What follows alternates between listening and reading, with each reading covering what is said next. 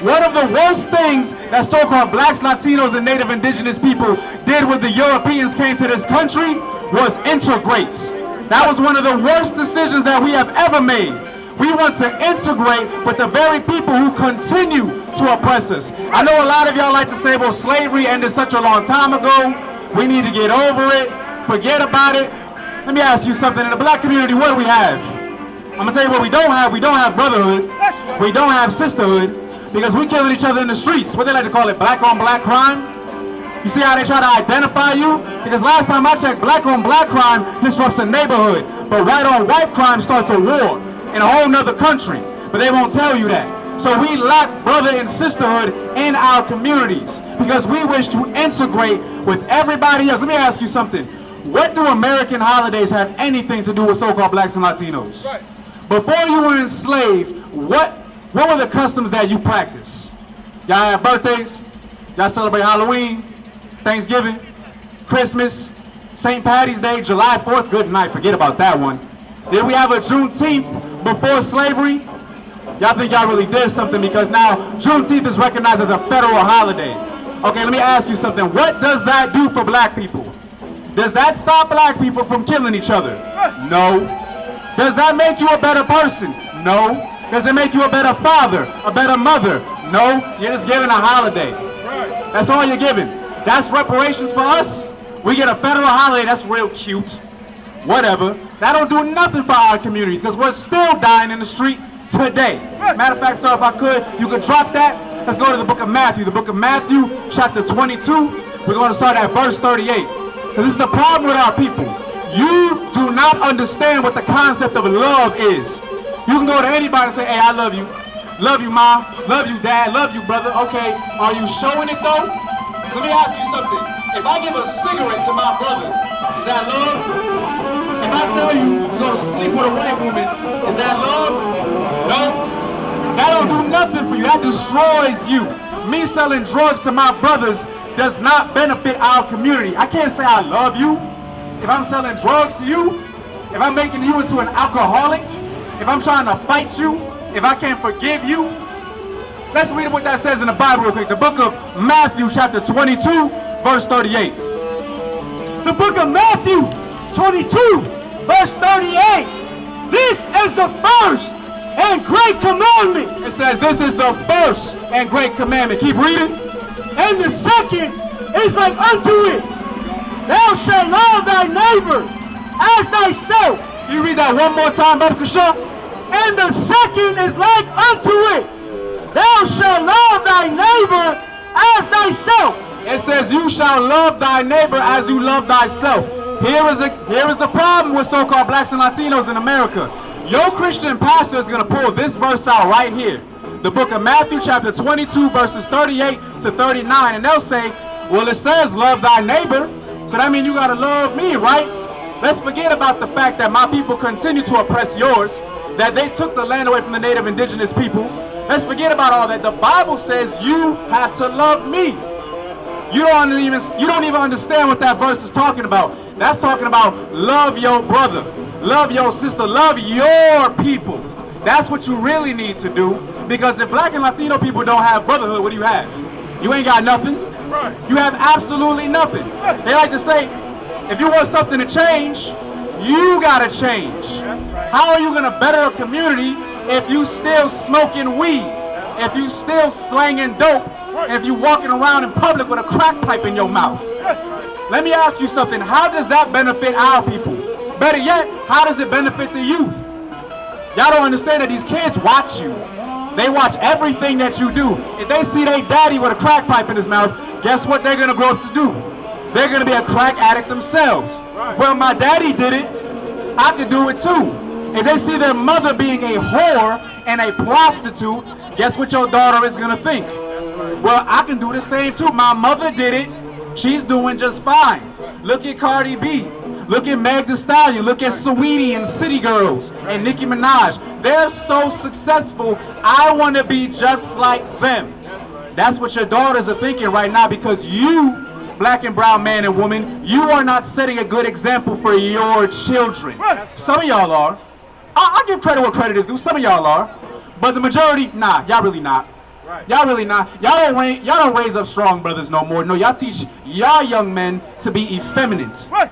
Now, of course, America will tell you, well, you can identify as whatever you want to be. Okay, that's cool, that's cool. So why is it that when a so-called black or brown man wants to be masculine, wants to be manly and stand up for what he believes in and defend his family, what do you like to call it? Toxic masculinity? Right. I'm sorry, how is masculinity toxic? Right. Because I guarantee you, if your building catch on fire, you're going to want a big, strong firefighter to come in and save you. Right. I don't know how the LGBTQ community flag is going to save you from a burning building. I'm just saying. That's right. All right, now, if we can drop that real quick. Let's go to the book of Deuteronomy chapter 28, verse 1. Right. So you need to understand that you are a peculiar people. You are a holy people. Black and brown man and woman, you are sacred according to God. You are supposed to be separate from the very people who continue to oppress you. Matter of fact, that's right. You got that for me, sir? Go ahead, sir. The book of Deuteronomy 28, verse 1. And it shall come to pass, and thou shalt hearken diligently unto the voice of the Lord thy God, to observe and to do all his commandments. Wait, it says some of his commandments? All his commandments, which I command thee this day, that the Lord thy God will set thee on high above all people. So like you. Above all nations. So it says if we will hearken diligently to, it said all, right? It said all, it didn't say some. I know y'all Christian pastors love to tell you, well, you know, God hates the sin, but not the sinner. That's what they love. They make you feel like you can go to the strip club and twerk your behind from Monday to Saturday, and you can come in on a Sunday and worship a white Jesus. Matter of fact, can I get that picture right quick? Right there, Bubba Kashaw. Let me tell you how brainwashed our people are, man. This is not Jesus Christ or Yahawashi Mashiach as his actual name in the Bible. This man is Caesar Borgia, son of Pope Alexander III. Now, here's the thing. They love to sit here and say, well, Christ's color doesn't matter. Christ, what did they say? Christ was olive skinned. Right. Christ had green skin. Right. You know, matter of fact, you played yourself because olives also come in black, by the way. That's right. So congratulations, you played yourself. Now, let me ask you something. If the Bible was fake, why change the image of the characters in it? Right. Because when you read the Bible, it said his skin was onto fine brass, it's burned into a furnace, and hair was white like wool. So, I don't know. Y'all help me out. I'm trying to figure out who the hell this is. Right. Because this doesn't match the description of Yahawashi Mashiach or Jesus Christ as you would know him in the Bible. Right. This is a white man with blonde hair and blue eyes and straight hair. Right. That ain't Yahawashi Mashiach. Right. So I ask again, if the Bible was fake, why change the image of the people that are in it? Why lie about it?